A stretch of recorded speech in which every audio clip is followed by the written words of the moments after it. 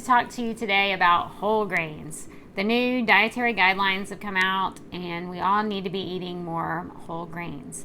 Now, I have mentioned several times that I do not eat wheat. I am allergic to wheat, and so I eat gluten-free, but I don't tell everyone that they have to eat gluten-free. If you have an allergy to wheat, or a gluten allergy, or an intolerance, or a food sensitivity, then definitely do not eat wheat or anything containing gluten. But most people should be able to eat whole grains. And so I thought I would talk about what whole grains are and what they mean.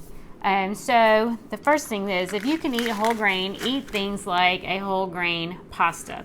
This is a whole grain, it says really big, whole grain pasta. And don't always believe the front of the label. This one may be fine. I haven't even looked at it yet. It says ingredients, whole grain durum wheat flour. That's it. That's the only ingredients. I'm assuming that there is some sort of liquid in there to make the pasta. But whole grain is what it says, so we can trust that this is a whole grain product.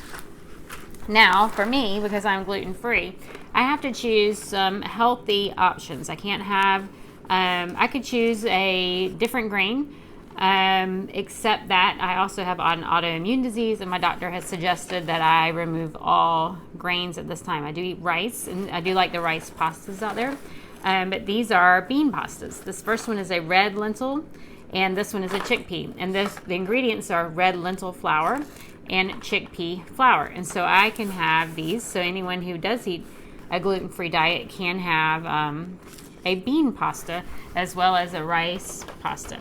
Now, these are not our best choice. Even though they say whole grain, they are not it's not as healthy as eating the chickpeas or the red lentils. That would be much better for us. The same with the whole grain pasta, the whole wheat pasta. Eating a whole grain of wheat would be much better for you than eating the pasta. It's been broken down and processed, and so it's processed by our body differently. Our body is going to require more insulin. It's going to create more sugars. The glycemic index is higher on the pasta than the whole grain. Anyway, it's much better to choose a whole grain product. So I thought I would talk about what does that mean, being whole grain. So I have, am I reaching into the right bucket? I am not. This is buckwheat groats. And buckwheat is actually technically not a grain. And so I do eat buckwheat. Put it on this plate with some corn. And so you can see this is buckwheat right here.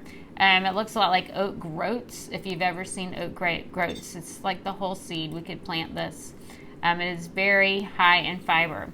All of our grains are very high in the B vitamins. Folate, you've heard about folic acid. It's much better for you to get folate from plants than from a supplement. This is a great way to get your folate. All of your B vitamins, niacin, thiamine, riboflavin, you want those from whole grains. Also very high in fiber to feed your microbiome, help flush things out. Now, I can buy buckwheat noodles or buckwheat groats. These are going to be much better for me. I can also buy buckwheat flour. I was thinking I had a couple of different forms. This is a buckwheat cereal. So I don't know if you can see that. I just wanted to show you the different options here. So put that on the plate next to my corn with a little bit of buckwheat flour. So here we have our different forms. We have the buckwheat groats. You can hear when I drop it. That is very high in fiber. We have the buckwheat cereal, a little more processed.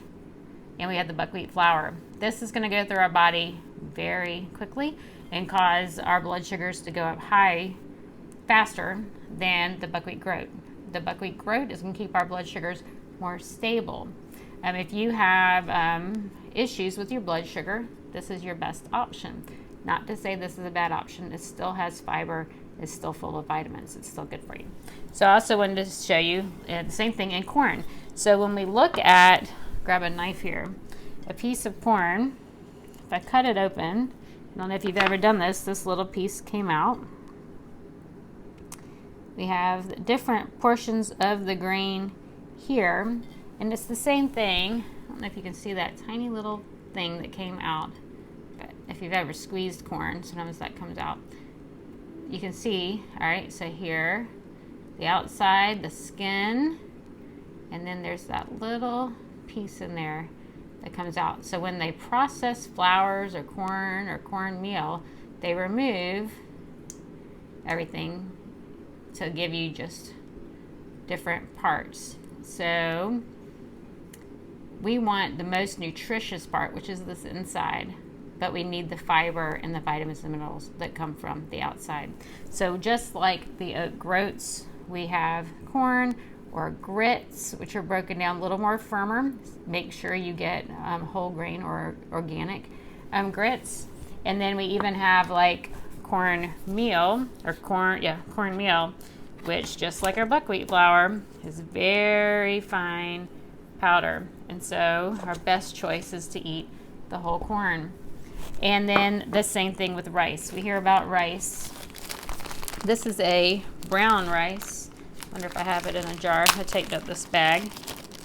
And I don't know if we'll be able to see it on the camera. You can actually see a difference between brown rice and white rice.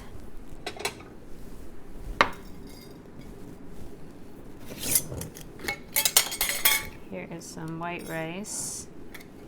Other than the color, we know that they're brown or white, but you can actually see the little fibers in the brown. I'm going to hold it close, and hopefully when I do some video editing, I'll be able to show you more on there. So this has more fiber. It's going to keep your blood sugars a lot more stable than this polished rice. And this has been refined and polished and sometimes even bleached. And so once again, this is your better choice. Now we could also have rice flour, which is in a lot of gluten-free products. But once again, that is very processed. Rice does have a lot of sugars in it. When that fiber is removed, that is going to cause your blood sugar to fluctuate a lot more. We even have rice papers. And when we look at the ingredients, this one is tapioca flour, rice flour, and salt. And so this is not our healthiest option. It is a good gluten-free option, but blood sugars are going to go up and down. It might be better to have a kale wrap or collard wrap or something like that instead. And it seems like I had one more thing I wanted to talk about. That was quinoa. I wish I had colored quinoa. If you haven't cooked quinoa, it cooks just like rice. And bring water to a boil. 2 cups of water to 1 cup of quinoa. I don't know if you can see this. If I put it on here, I have all these white things. Let me see if I have a green plate so you can see. So you can get quinoa in different colors, but they're just little balls that will cook up. Now quinoa is not a grain. It's called a pseudo grain. Like buckwheat. Buckwheat is also not a grain. And so it cooks in about 20 minutes, and then you want to fluff it up and add some flavoring and just eat it like rice. Very high in fiber, very high in protein. So quinoa is a very good choice. Anyway, I just wanted to share some facts about whole grains with you and tell you to get more whole grains into your day.